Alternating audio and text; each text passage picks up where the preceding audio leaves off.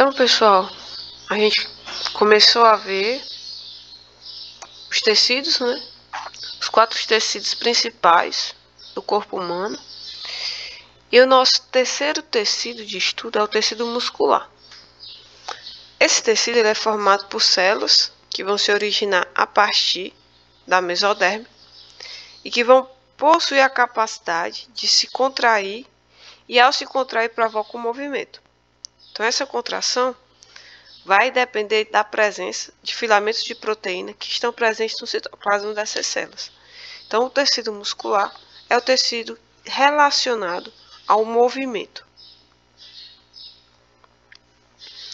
Então, as principais funções do tecido muscular: movimento, postura e estabilidade corporal. E aí, muito do tecido muscular, ele vai trabalhar junto com o tecido esquelético, justamente para manter essa capacidade de locomoção e sustentação do corpo que nós temos. Como é que está organizado, né, esse tecido? A gente vê aqui, ó. Você tem as células. Dentro dessas células você tem estruturas de fibras, de proteínas organizadas em fibras, formando filamentos. Esse conjunto de células, eles se reúnem entre si, formando miofibrilas. As miofibrilas, por sua vez, formam fibras musculares, que formam assim os músculos. Então, e assim nós temos morfologicamente a estrutura visível do tecido muscular.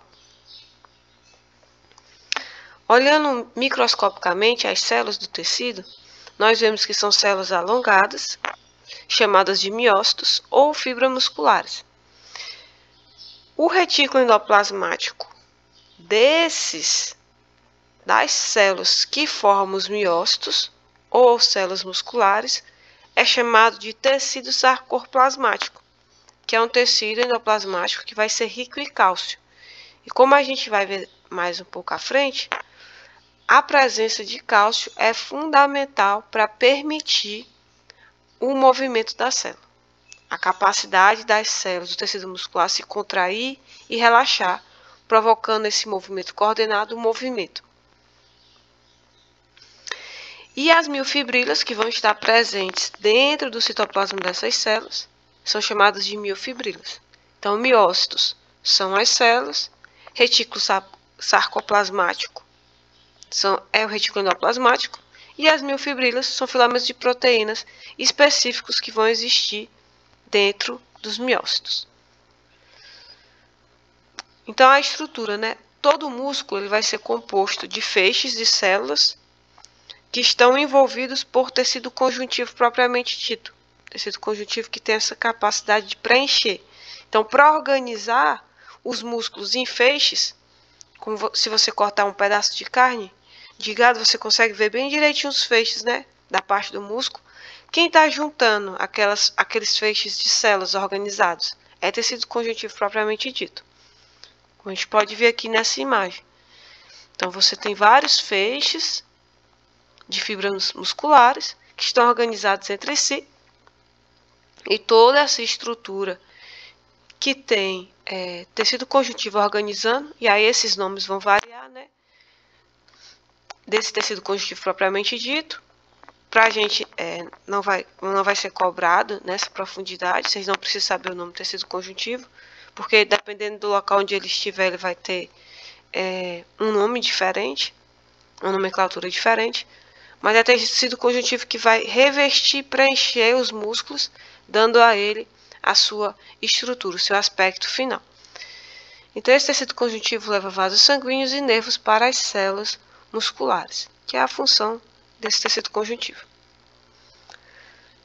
Os tipos de tecido muscular. Nós temos 2 tipos principais, que é o tecido muscular estriado e o tecido muscular liso. O tecido muscular estriado, por sua vez, pode ser um tecido muscular estriado esquelético, que forma todo o corpo, ou tecido muscular estriado cardíaco, que vai estar presente apenas nas células do tecido muscular que forma o músculo do coração. Por que eles têm esse nome, né? Tecido muscular estriado esquelético ou tecido muscular liso, devido à forma como as fibras estão dispostas em cada uma dessas células. Então, quando você vê no microscópio, o tecido muscular estriado, eles parecem mesmo que tem umas faixas escuras, formando estrias. Então, ele vai ser formado por células cilíndricas muito compridas, os miócitos são compridos, né? Que se originam da fusão de um grande número de células embrionárias. Essas células são polinucleadas, podendo conter centenas de núcleos.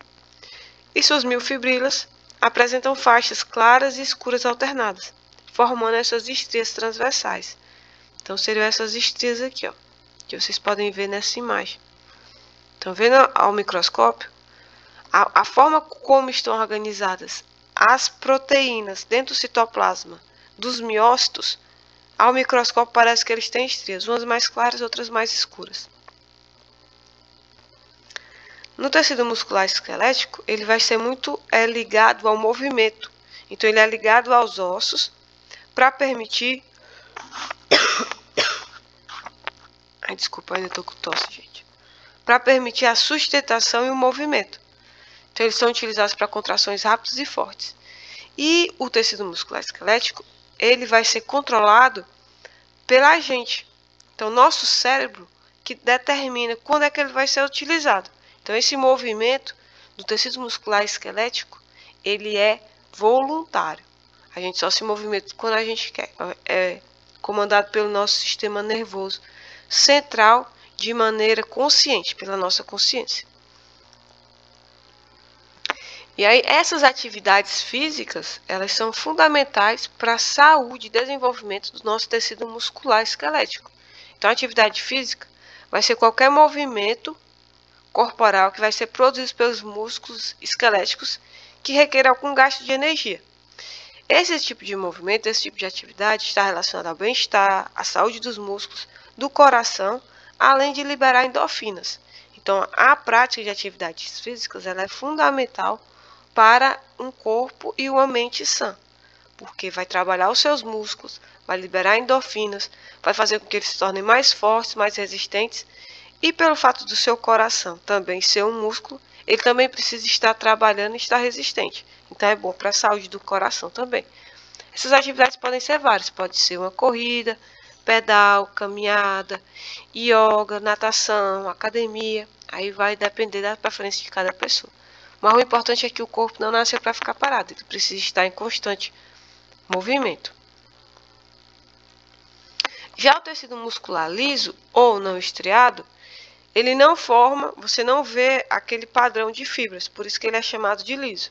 Ele vai ser formado por células mononucleadas, que não apresentam aquelas estrias transversais. Então, no aspecto, ao microscópio, quando você vê no microscópio, ele parece lisinho, não tem as estrias. E vai estar presente nos nossos órgãos ocos e ao redor de algumas glândulas. Por exemplo, no nosso esôfago, você vai ter um tecido muscular liso que faz movimentos de contração e relaxamento de maneira involuntária. Então, aí você não controla. Quando você come alguma coisa, automaticamente o seu sistema nervoso central autônomo, ele já começa a contrair o seu esôfago, que faz com que o seu bolo alimentar ou o líquido que você ingira vá direto para o estômago. Do estômago é digerido, vai para o intestino. Do intestino é absorvido os nutrientes e os restos são liberados como fezes. Então, até a parte que o bolo fecal chega no reto, você não controla esse movimento. Porque é todo controlado pelo sistema nervoso autônomo. Você não controla. Os movimentos desses órgãos são involuntários. E a gente tem também o tecido muscular cardíaco, que vai estar presente apenas no coração. Esse tecido ele vai ser formado por células longas, que são ramificadas e mononucleadas. E elas têm, sim, estrias transversais. Mas, ao contrário do tecido muscular estriado esquelético, o movimento é involuntário. Então, ele se contrai de forma ritmada e rápida e de maneira involuntária. Graças a Deus, né? Senão, se a gente dormisse, a gente parava de circular nosso sangue, não daria certo. Então, esse esse conjunto de células, eles são ramificados, então engloba todo o coração e promove a contração cardíaca de maneira contínua, autônoma e ritmada. Porque se seu coração parar de bater, você tem um infarto e morre em pouco tempo. Quase sempre, né? Quase sempre. Tem alguns infartos que a pessoa escapa. A maioria não tem tanta sorte. E aí como que a gente vê, né? Dentro do coração, esses é como se ele tivesse um mini cérebro dentro do coração. Você vai ter algumas células que formam esses discos intercalares, que eles que vão conduzir os impulsos nervosos para permitir que o coração todo se contraia de maneira coordenada. Todos se contraem ao mesmo tempo, todos se relaxam ao mesmo tempo. E aí, desse modo, quando uma parte, por exemplo, do átrio está relaxando, outra parte do ventre está se contraindo. Isso mantém a entrada e a saída de sangue entre as cavidades do coração de maneira coordenada. Então, esses impulsos elétricos, eles determinam a contração que passa rapidamente de uma célula para outra, fazendo com que todas se contraiam ao mesmo tempo. Então, você vai ter no músculo estriado cardíaco também essa coordenação a partir de células nervosas que vão estar lá presentes, que são controladas de maneira autônoma pelo seu sistema nervoso central, para permitir essa contração precisa do seu coração para promover a circulação de oxigênio para todo o seu corpo.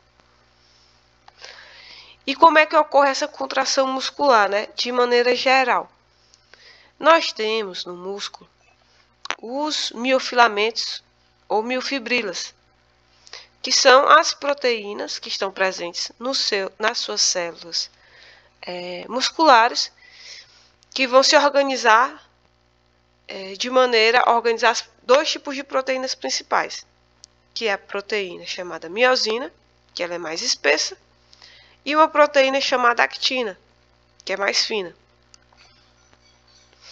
Então, quando a gente vê a fibra muscular, né, as fibras musculares, nós temos então essa parte aqui formando as miofibrilas ou miofilamentos de actina, aqui, e que são mais fininhas, e mais espessas nós temos as miosinas. O conjunto dessas proteínas de actina e de miosina a gente vai chamar de sarcômero. E vai ser a contração desses sarcômeros que estão presentes dentro das células musculares do tecido muscular estriado, essa contração delas, o relaxamento, que vai permitir a contração muscular. A contração muscular é causada pelo deslizamento dos filamentos finos de actina em relação aos filamentos espessos de miosina, que ocorre quando a molécula de miosina forma uma ligação química com as moléculas de actina. Lembrando que eles são polímeros, né? São formados por vários conjuntos de várias proteínas. Essas estruturas, todos esses miofilamentos, eles estão organizados em unidades que se repetem dentro das fibras musculares. Dentro das fibras musculares, nós vamos então ter essas estruturas que formam essas estrias que a gente vê dentro do tecido muscular. A gente chama essas unidades básicas de sarcômero. Então, o que é o sarcômero? É a unidade contrátil básica que existe dentro dos seus músculos. É um segmento funcional da fibra muscular estriada esquelética, que contém filamentos proteicos de actina e miosina, que vão deslizar um sobre o outro para gerar a força mecânica e a contração muscular. Então, as bandas que a gente vê no microscópio são, na verdade, como esses miofilamentos, como essas proteínas, elas estão organizadas entre si. Elas são organizadas de maneira tal que você consegue ver o resultado como cores diferentes, onde tem uma maior concentração ou menor concentração desses filamentos, e aí você vê esse padrão estriado no tecido muscular estriado. E esse padrão não se repete no tecido muscular liso. É por isso que ele é chamado de liso. Então, esses sarcômerozinhos você vai conseguir ver nitidamente no tecido muscular esquelético estriado. Então, como é que a gente vê, né? Os estudiosos, né, histologistas, eles denominaram várias regiões desses sarcômeros, que às vezes caem em prova, então é bom vocês saberem, né? A banda I é essa banda onde você vai ter uma região onde predomina a actina. Então, essa banda I aqui. A linha Z, você tem a alfa-actinina e separa um sarcômero do outro. A banda A é uma região mais escura, essa região aqui mais escura, de sobreposição de actina e de miosina. E a banda H, essa região aqui central, onde você vê apenas a miosina. Certo? E a linha M, onde você passa o eixo central, onde você tem só os filamentos de miosina. Você consegue ver aqui. Cadê? Aqui, ó. A banda M. E aí, então, essa é a unidade básica de contração do seu tecido muscular, que você permite, então, que ocorra a contração. A contração organizada de vários sarcômeros entre si é que diminui o músculo e permite o movimento. E aí, como é que essa contração é controlada? Pelo seu sistema nervoso. E esse sistema nervoso ele vai ser, nos tecidos muscular estriado esquelético, ele vai ser voluntário, e no tecido muscular esquelético cardíaco e tecido muscular liso, ele vai ser autônomo. Mas acontece. No tecido muscular esquelético, ele é coordenado por uma junção mioneural ou placa motora, que é o local onde as terminações das células nervosas elas entram em contato com as fibras musculares. Então, eles mandam um sinal nervoso para a sua fibra muscular, que faz com que ela se contraia. Então, depois de receber o impulso nervoso, o que é que acontece?